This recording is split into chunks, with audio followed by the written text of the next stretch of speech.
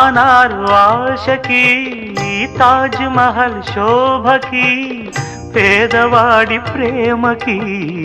సావు పల్లకి నిధి కన్నా ఎదమిన్న గెలిపించు ప్రేమనే కథ కాదు బ్రతుకంటే బలి కాని ప్రేమనే